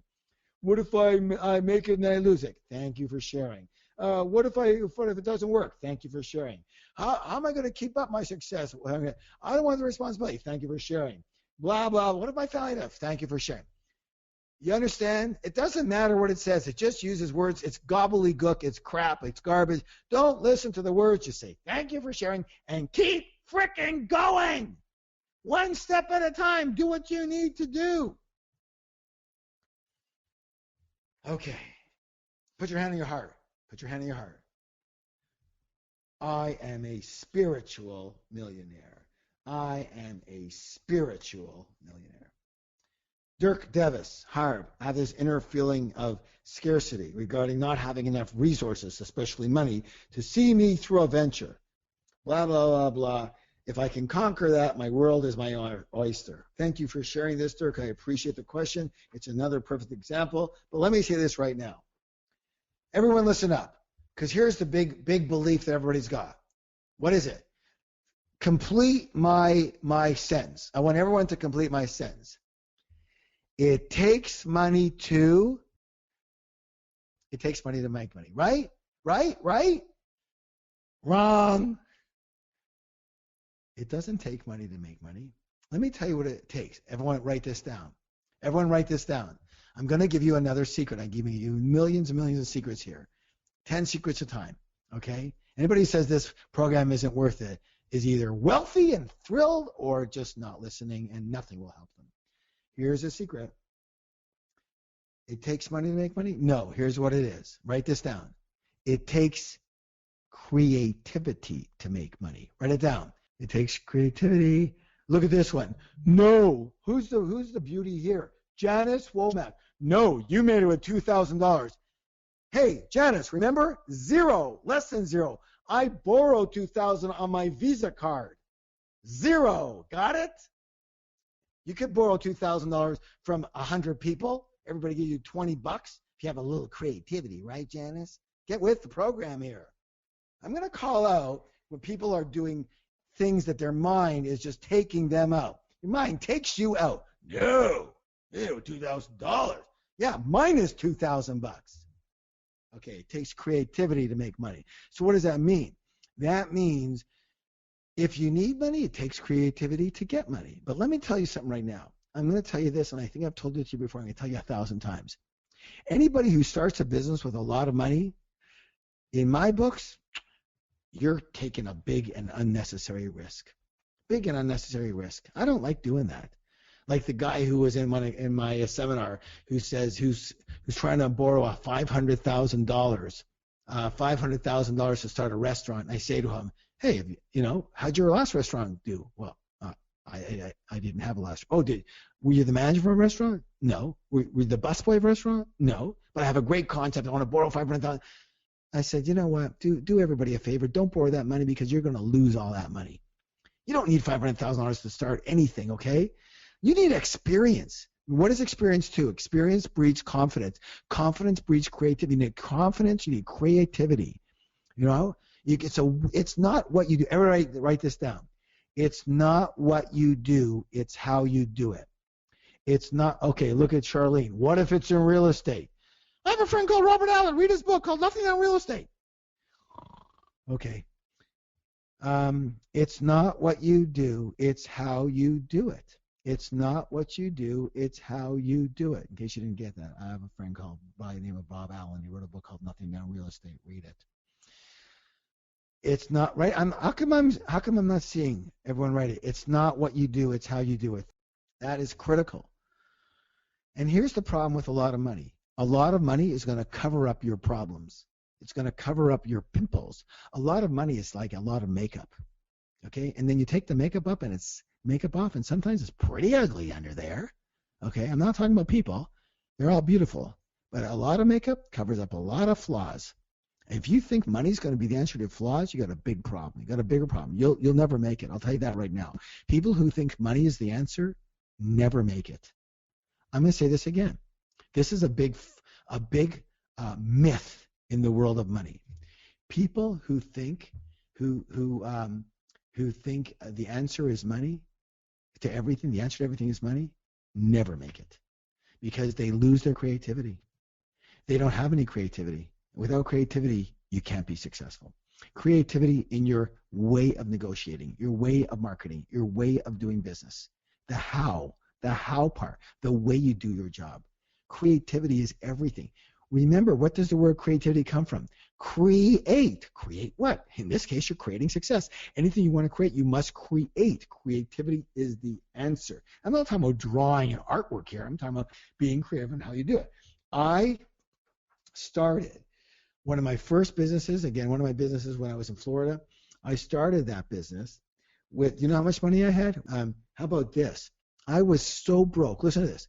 So product came in that a friend of mine had, and he said, hey, I know you need money. I know you can't even barely eat. I've got this great product coming in from China. It's killer. You will get rich if you do this right. I said, what's the product? He shows me this product. I flip out. I pee in my pants. You know what it was? Of course, now it's old and everybody's seen it. But in the late 70s, it wasn't old. It was brand new, and it was first time ever. You know what it was? It was a pen watch. It was a pen that had a watch in it, a digital watch in it. Have you heard of that before? I'm sure you have. But in the mid and early and late 70s, nobody ever heard of it before. You understand? So he showed me these pen watches, and I said, how much are they? He says, well, wholesale. If you buy 1,000 of them, they're $1.50 a piece. But you know what? All over in other places, we've sold them in other parts of Europe and stuff. They're just coming out. They're $10. You know, you can do that. You can make a fortune off of these. I said, well, that's great. I said, but how do I get them? I mean, you know, will you front me some and I'll go sell them? He goes, I'm not crazy. You got no money. I'm not going to give you any pens. I said, but listen, how am I got to get these? I had no money, zero. So what did I do? I said to him, listen, front me, give me 10 pens. 10 pens. I'm asking you to front me $15. He says, not a chance. What if you don't pay me? Here's what I said. Here's my driver's license. Here's my driver's license. If I don't pay you, cut it up. Okay? It'll be a $300 fine. I won't be able to drive. I will pay you. He says, how long do you want? This is for $15 freaking dollars. I said, 2 hours. 2 hours. Here's my license. He says, and your watch.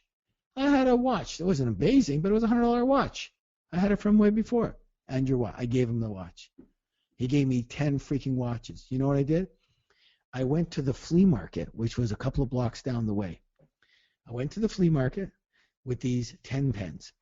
You know what I found out? It was, first of all, it was free to get into the flea market, but it was $7 at the time for a table for a flea market. And I didn't have $7. I had no dollars. You know what I did? It's called creativity. I went to one of the guys who had a table who didn't look like he was very busy. He was selling like a jewelry type of thing, and there was nobody at his booth ever. I said to him, I've got the hottest thing going right now. This is going to do killer. I don't have a table. I can't get a table, but I will do this. If you give me half your table for 2 hours, I will give you half of my profits. He goes, well, what is it? And I showed him the pen watch. He goes, yeah, these are really cool. He says, well, I'm not selling anything yet. I said, I noticed.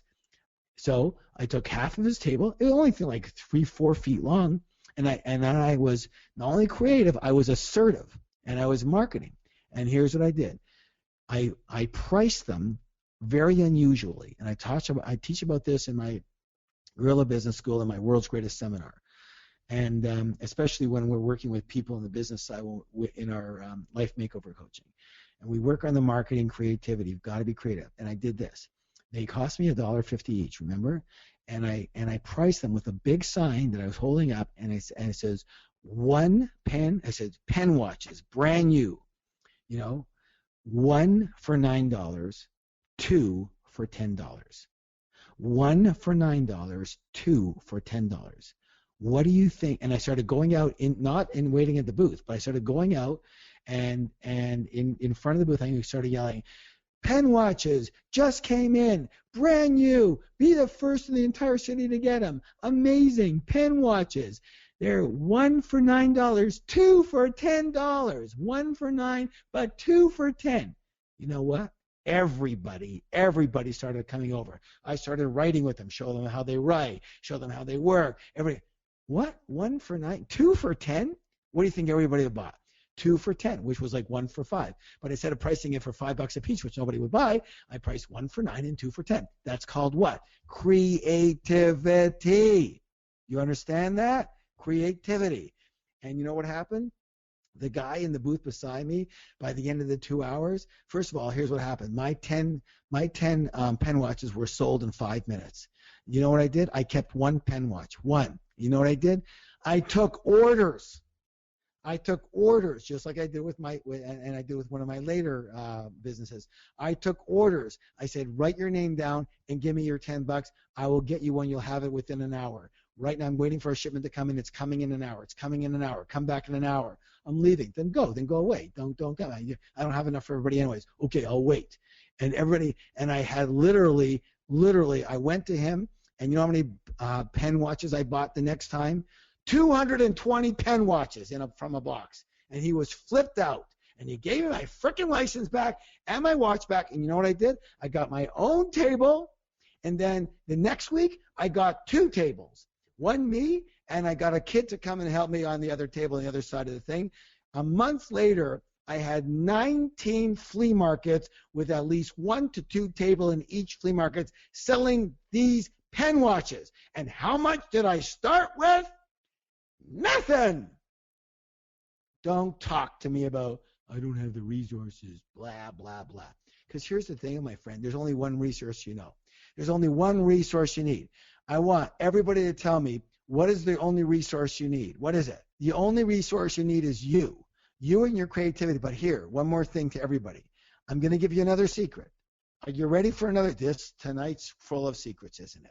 Are you ready for another secret? Here it is. If you're ready, say I'm ready. Here it is. There's only one thing you need. You need to trust. You need to trust. You need to trust yourself. You need to trust yourself. You need to go for it. You need to stop thinking about what everybody else is thinking. You need to just go for it. If you got something good, just yell it out, scream it out, go for it. And you need to trust that it'll come, okay? That it'll come and people will buy. And now here's the thing. If you don't trust and you don't trust in yourself, what are you going to do? What are you going to do? Here's the answer. Nothing. So you'll never start, you'll never do anything, you'll never create anything, right? You'll never do anything. But if you have some trust, what will you do? You go for it. You go for it. And if you go for it, what can happen? One of 3 things. You'll either kill it and do fantastic, you'll do okay, or you won't do very well. If you don't do very well, what are you going to do? You're going to try again with the same thing or with something else. And one of 3 things is going to happen. You're going to do really good, you're going to do mediocre, or not so good. If you don't do good, what are you going to do? You go for it again. You understand this? Here's the thing about I never use the word failure. Here's the thing about it not working. It doesn't have a point at the end of it that'll kill you and take your life. There's no knife here. There's no gun here. If it doesn't work, you go, oh, that didn't work so good, and you try again with another product, another service, or another marketing method, or whatever. You go for it again. You understand? You understand? There's no failure. You just go for it again. And Tatiana says, yeah, you gain experience. After a few experiences, you gain some confidence. And you know what? The biggest thing I learned in all my years of not making it was absolutely I knew how not to do it. And one of the things I was waiting for was what the last question was. If I have enough money to start a business, then I'll really make it. The reason I'm not making it is because I don't have enough money. I haven't got enough money in the bank to actually do anything really worthwhile. Ew, stinko. Today, I can understand that was stinking thinking. That was terrible. That was non-supportive thinking. That is a belief that sucks, okay? I don't have enough money. Boo-hoo-hoo. You don't need any money to start anything. Oh, what about real estate? Hey, why don't you get really great at real estate? Why don't you get really great at finding hot deals? And then you know what's going to happen when you have a hot deal in front of you and you take an option on it or you just keep it a secret? You're going to find 10 people that will want in on that hot deal, if it's a really hot deal. And that depends on how good you are at real estate. Don't tell me I don't have any money for whatever. If you're great at what you do, you got a great idea and you're great at it, you got experience, whatever, the money will be there. Don't talk to me about it. You don't need any money to start. Why don't you get experience first and some creativity, and then you'll organically grow your business. Peak Potentials Training. It was doing $40 million a year. The world's largest personal success training company. 240 full-time staff. Started with a grand total of $22. $22, and I didn't even need that. You know what I got for 22 bucks? I got some business cards. I was stupid. I shouldn't have even got that because I never hardly even used them. I never even gave them out. I was a dummy. I shouldn't have started with anything. Nothing. Zero. Nothing. Well, how did you put people in the room? Well, myself and my team, and Michelle especially, we invited people. We got them to pay in advance, whatever it was, $10, $20. Then we gave the hotel the money when we had them people. Okay, we just had a contract. We didn't put any money down. We gave them the money when we had the money, and we all for it. We pre-sold. That's what I teach, guys. I hope, I pray that you all take our program some way. It's called the Life Makeover Program, and Life Makeover Coaching, and it's with myself. And I'm just hoping that a lot of you take it because you'll learn things that you would have never experienced, and from all of my experience. And man, it works, and people just fly with it. So it's just another thing to learn. But again, there's no use learning if you're not going to do. So learn, do, learn, do, learn, do, learn, do.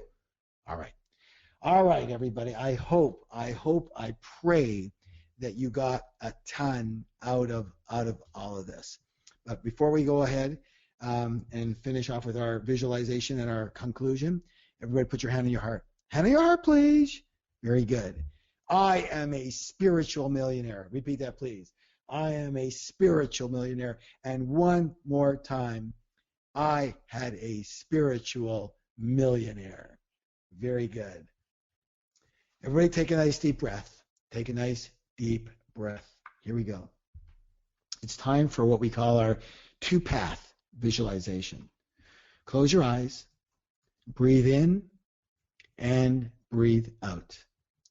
Breathe in and breathe out. And one more time, inhale and exhale. Just let it all go, everybody. Let it all go. Just be empty. Empty.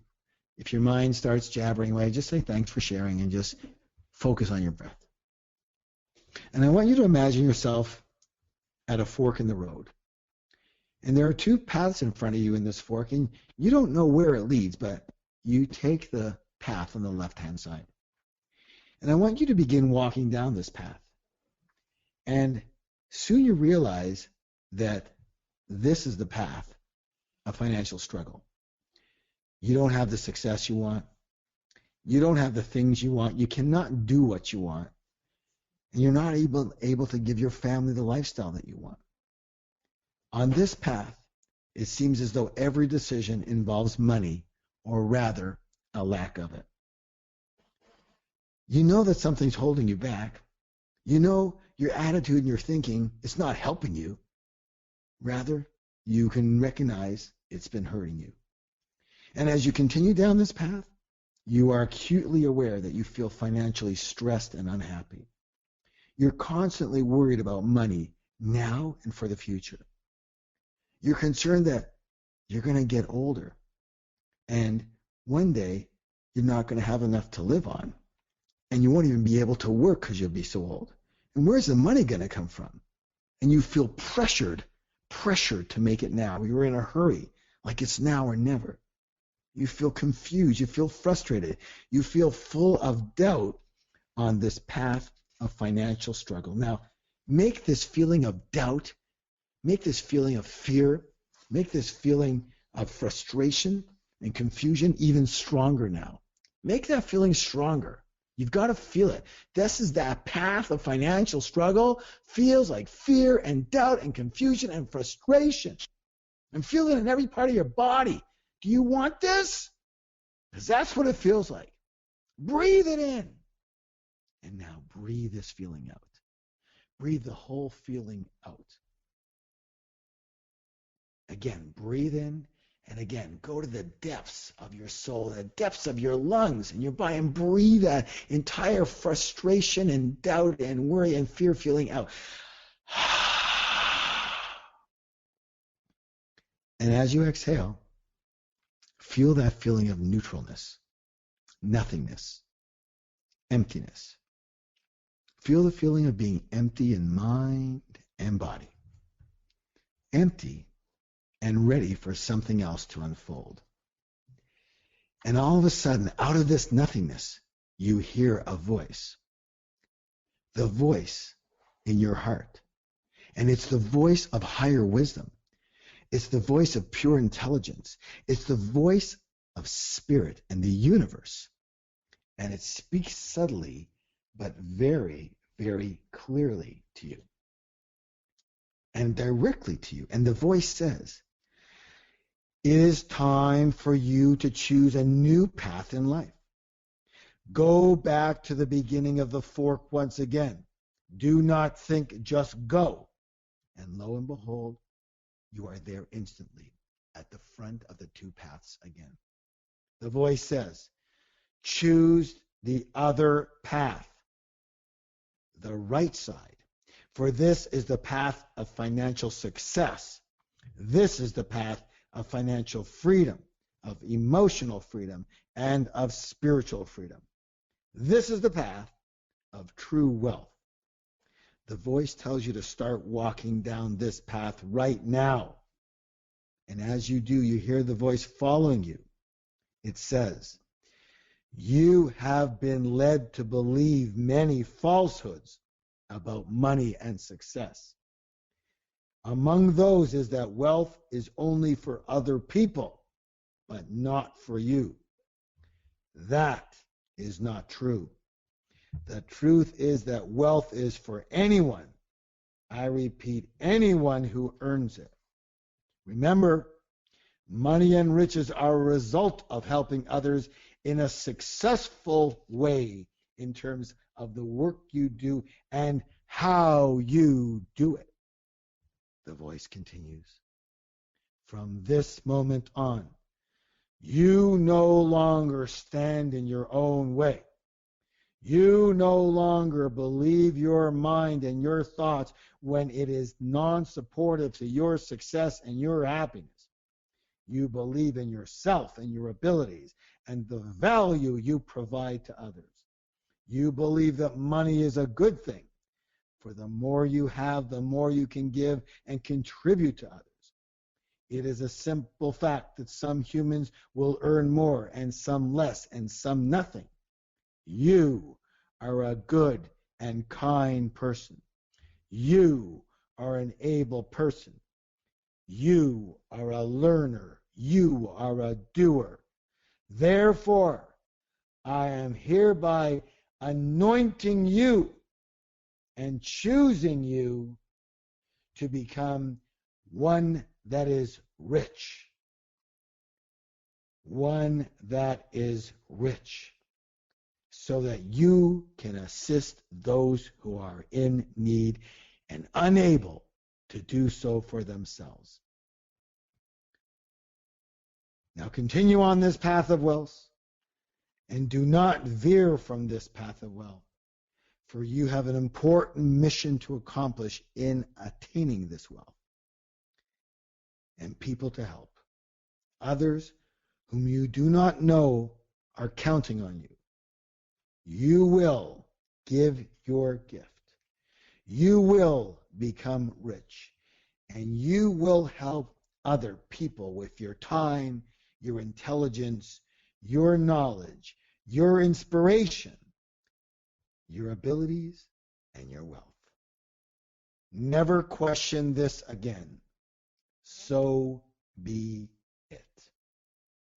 And as the voice fades, for now, you are stunned at how direct this was. No doubt, no ambiguity, no gray area, pure wisdom coming to and through you. You get it. There's nothing standing in your way now. The big obstacle, your fear-based, programmed mind, has been quieted. Sure, it will rear its ugly head again. And it's, you can't do that voice. And it's fear again and again and again. But now you know the secret. Now you know that you just no longer believe it. You simply focus on giving your gift and helping as many people as possible, and you continue to act in spite of fear. You take a deep breath and you act in spite of fear. Even if you're not sure, you go for it anyway, and you act in spite of fear.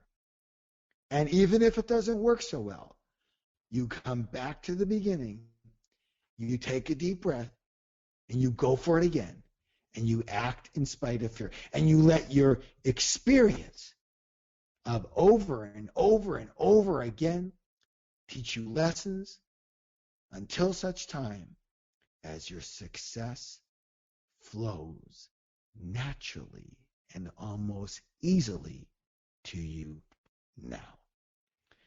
Now visualize yourself fully content, fully confident. Feel that now. And visualize yourself highly successful. And feel that feeling of success right now. And visualize yourself really, really, really rich. And feel that feeling of being really rich right now. And now make this feeling stronger and stronger still. And breathe it in.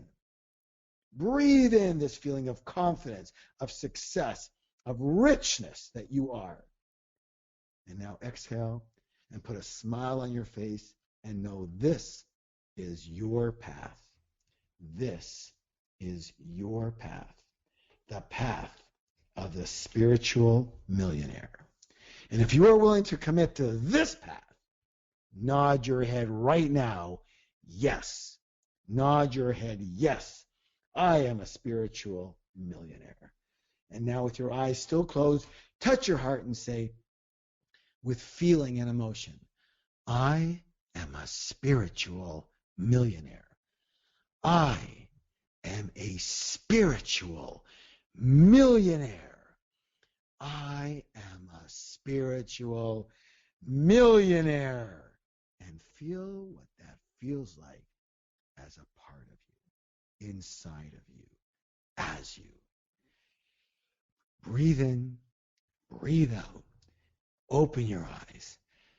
And again, put that smile on your face. Woo! That was amazing, everyone. Great job. I want you to right now to do this. Write a single word that describes how you feel right now. Let that be you. Feel that feeling.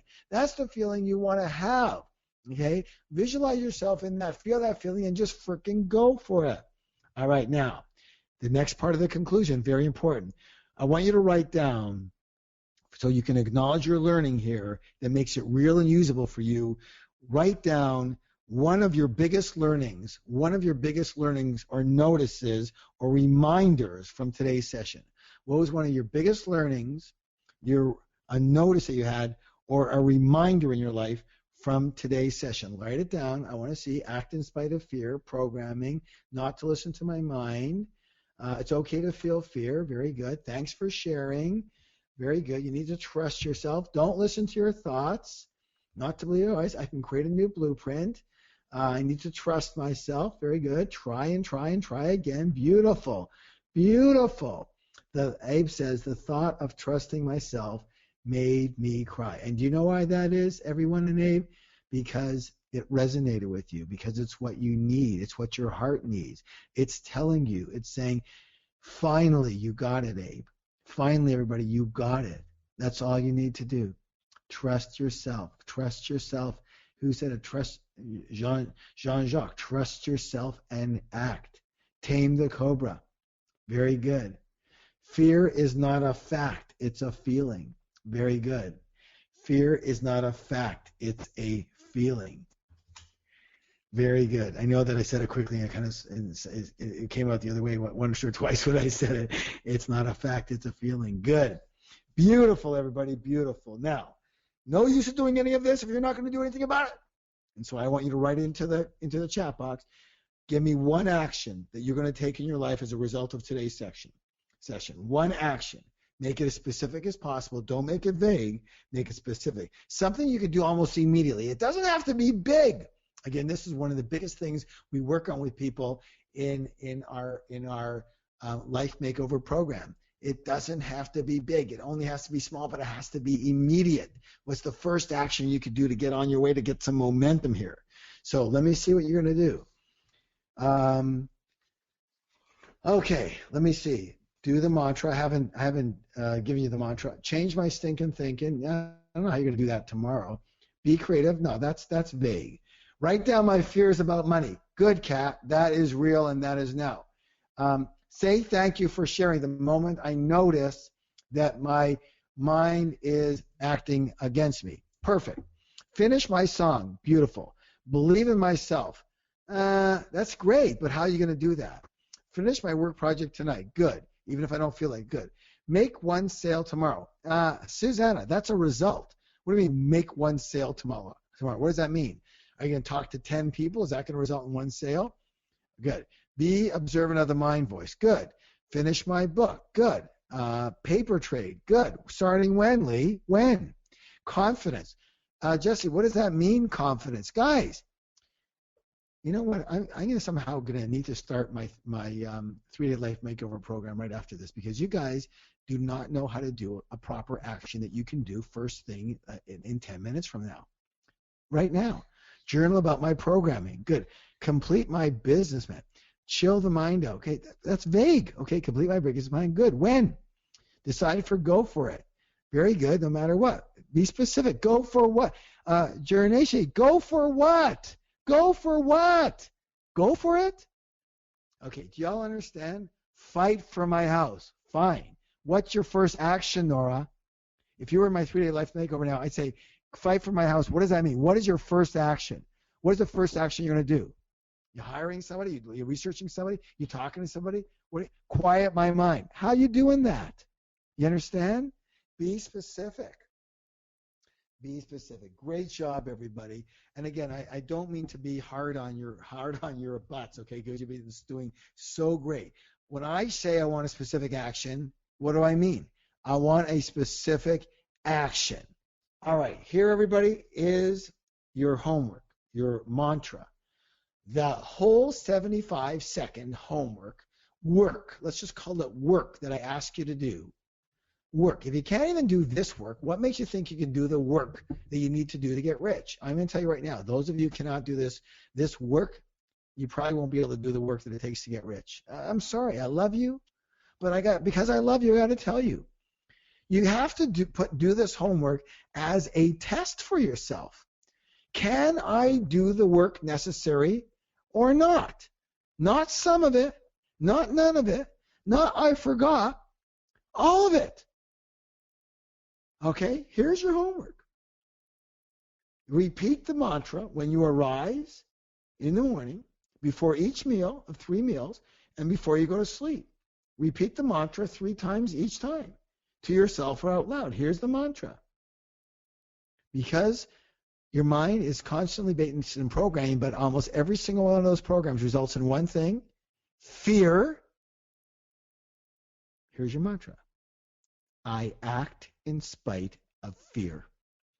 I act in spite of fear. I act in spite of fear. Write it down, everybody. All right. I love you, Aura. I love you so much, and I will look forward to seeing you again and talking with you next week.